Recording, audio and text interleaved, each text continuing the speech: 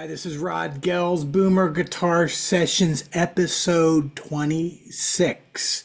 Episode 26 is the top 5 songs I think every intermediate guitar player should learn.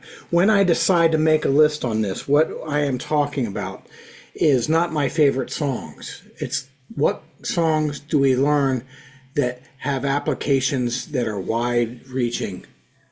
You can do lots of stuff with, and the lessons that are within each song that can be repurposed, reused, and you're not just learning one song, you're learning thousands of songs, which that's kind of like, I always talk about economy of motion with my students. Economy of motion means working smarter, not harder. And one of the key ways to do that is to pick songs that have these really cool lessons in them that apply to lots of stuff. So you're learning the lesson to such and such a song, but these lessons can also be applied to thousands of other songs. So that's where we're at today. 5 songs that I think do that for the intermediate guitar player. Intermediate guitar player, and you know your basic chords, you know you can read tablature, you can play some guitar riffs, you learn some scales, and you're trying to up your skills, and you're trying to sound like the music. You listen to the recordings, and that's what intermediate means to me. So anyway, first on my list is Chuck Berry's Johnny B. Good. Why Chuck Berry? Why Johnny B. Good? Chuck Berry was rock and roll's first guitar hero. He, to my mind, is the link between rock and roll and the blues. So whenever rock musicians say they learned the blues, they did because of Chuck Berry. So Johnny B. Good is a great introduction to the blues. It teaches us riffs. We can play those with open power chords and 6. We can also transpose that to, like, Chuck Berry plays it in the key of B flat. So, okay. So the sound of rock and roll was kind of like born out of that song. Bill Haley and the Comets did Rock Around the Clock. That sounded more like jump blues and swing than a brand new style of music. It was a fun song, it was an energetic song, but Chuck Berry did something that was completely different. That was, to me, the origins of rock and roll. The other thing is, because of the blues, you want to get good at guitar, you want to get good and free on the guitar, the blues is going to help you with that. So anything you can learn about the blues is going to be the good. It's going to be the good stuff. So anyway, so if I have it in blues and A again, I know what scales I can use, and I learned the ideas of licks. I learned how to improvise. If I learn how to improvise over a Chuck Berry chord progression, I've learned a lot of rock and roll songs. And the blues is it's central to, like, for 30 or 40 years, the blues was the central thing when learning how to play the guitar.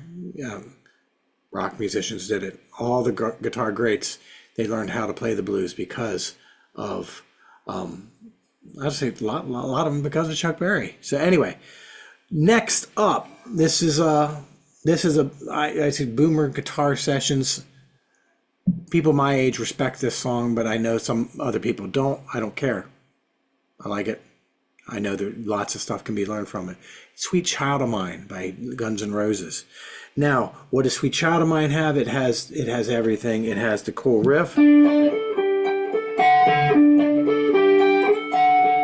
All right. It has the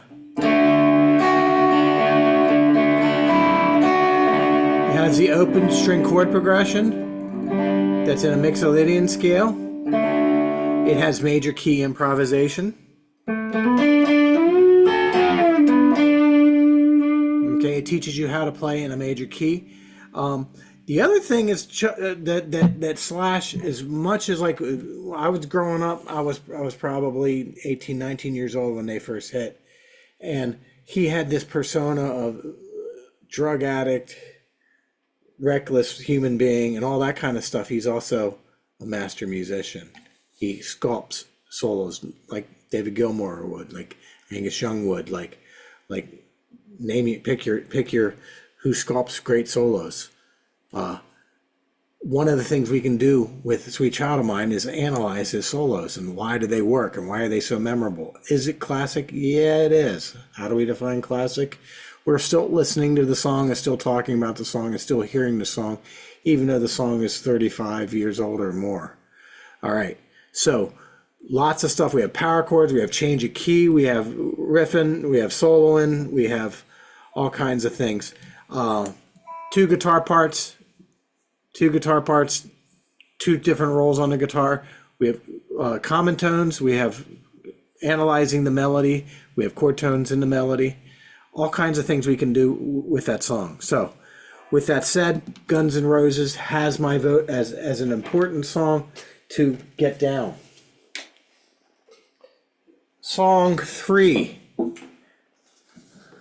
This is for the acoustic players. I learned this when I was in 8th grade.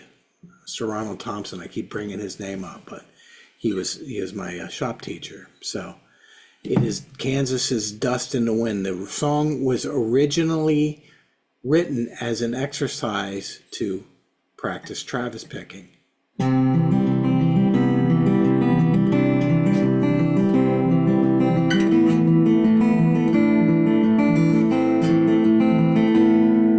Okay, so you learn the song, you learn Dust in the Wind. What you've learned is you learn how to play fingerstyle guitar. What you've learned is a whole bunch of chord substitution between C and A minor, and then it goes on to other stuff.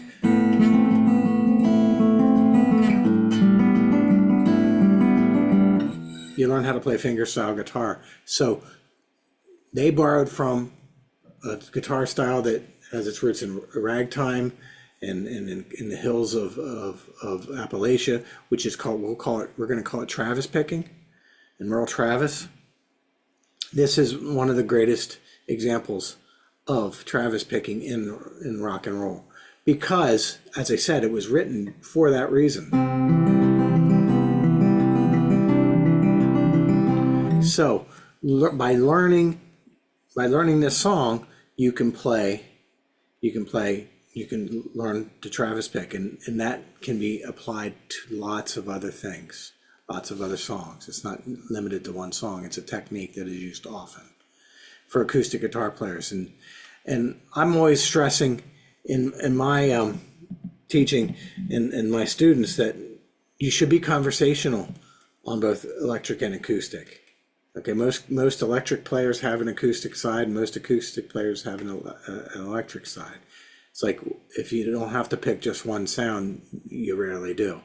So Dust in the Wind by Kansas, that is my number 3 choice of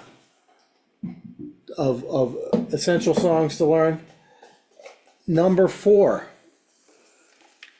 Jimi Hendrix. Jimi Hendrix makes every list for me. He just does. He reinvented guitar. He does so much stuff that is completely usable and completely repurposable. That's the important thing. When you learn a Jimi Hendrix song, you're not just learning Jimi Hendrix songs, you're learning how to play lots of music. Okay, so repurposing. Can I repurpose what I'm learning from this song to other things? That is the barometer I'm using. So, Voodoo Child. Voodoo Child is an example of a vamp blues. A vamp blues is like a 1-chord blues. So.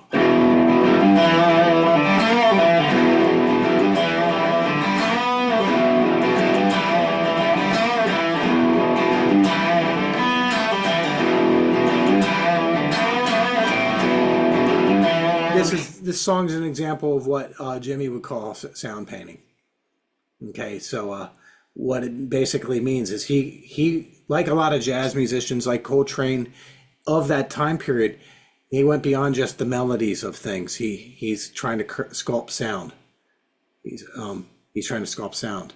So with that said, Jimi Hendrix has my vote. Learning how to solo in E is a thing into itself.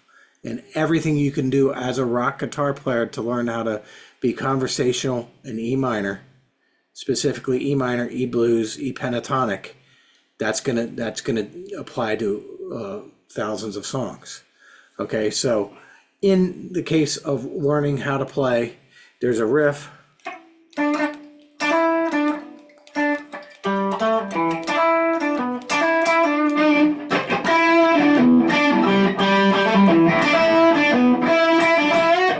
Then the deal is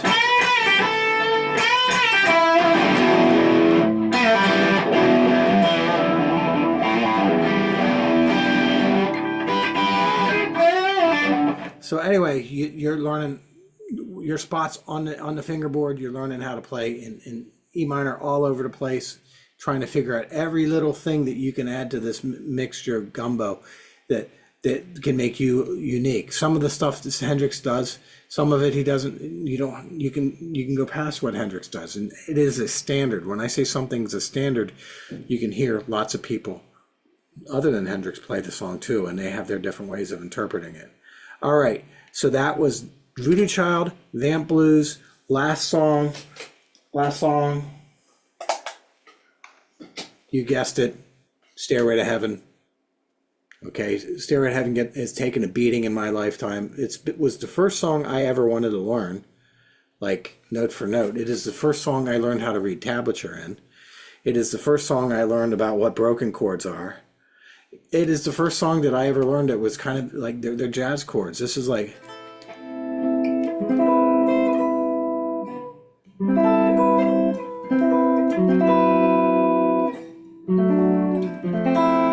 That's My Funny Valentine. So they taking from lots of different things, and this song has many different movements. Okay, that's the other thing that's cool about it. But anyway, so you learn.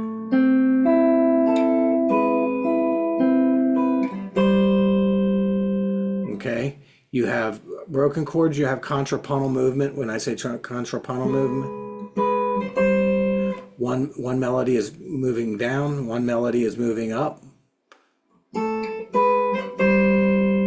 Okay, that's kind of rare in rock and roll. It's kind of rare. It is many movement song.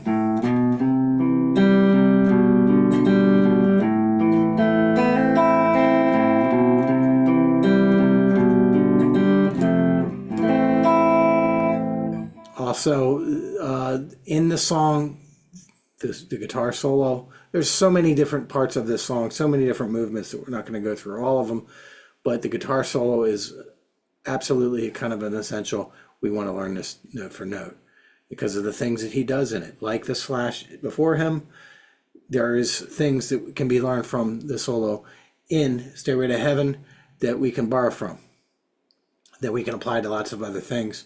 It's in A minor.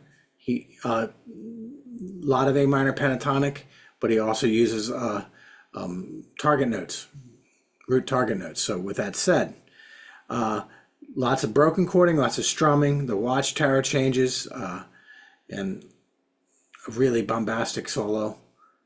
In learning all that, that's going to get you playing outside of the box. That's going to be your growth is going to happen in leaps and bounds.